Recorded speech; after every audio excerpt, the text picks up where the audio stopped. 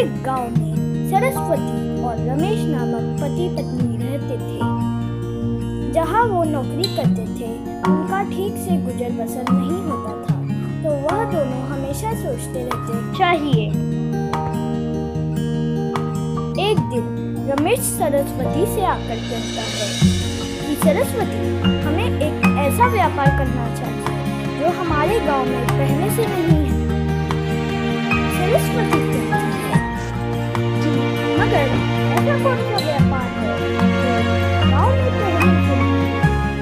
कुछ देर सोचने के बाद, जी हाँ, हम पकौड़ियों का व्यापार कर सकते हैं, वह गांव में पहले से नहीं है।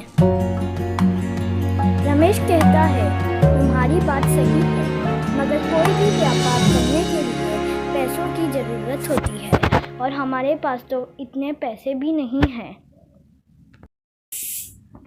व्यापार करने के लिए सरस्वती कहती है क्यों ना हम किसी से उधार ले। रमेश कहता है तुम सही कह रही हो, मैं कल ही जाकर अपने कुछ रिश्तेदारों और दोस्तों से मदद मांगता हूँ। रमेश मदद मांगने खुशी खुशी निकल पड़ता है। वह शाम को उदास होकर घर पर लौटता है। सरस्वती कहती है क्या हुआ, आप इतने उदास क्यों हो? रमेश कहता है कहीं से कोई मदद नहीं मिली, सबने मना कर दिया, अब हम व्यापार कैसे करेंगे? कुछ देर सोचने के बाद सरस्वती अपने कमरे में जाकर एक पुरानी अटैची खोलती है। उस पुरानी अटैची में एक सोने की अंगूठी रहती है।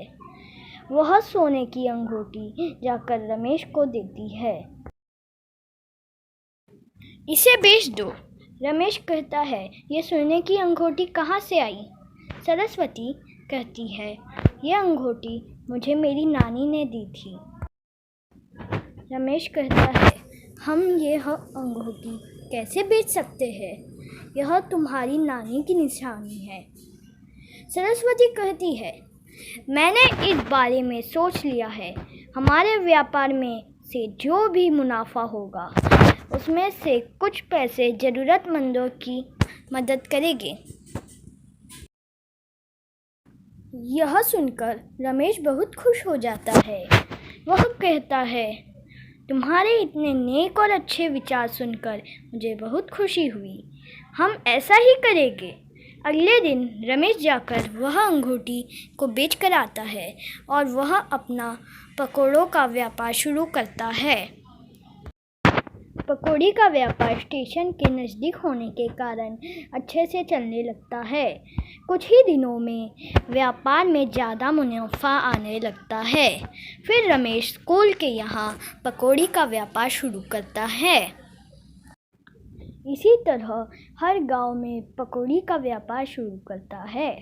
कुछ ही वर्ष में रमेश काफ़ी अमीर हो जाता है। फिर वह दोनों मुनाफे में से कुछ पैसे ज़रूरतमंदों की मदद करने में लगाते हैं।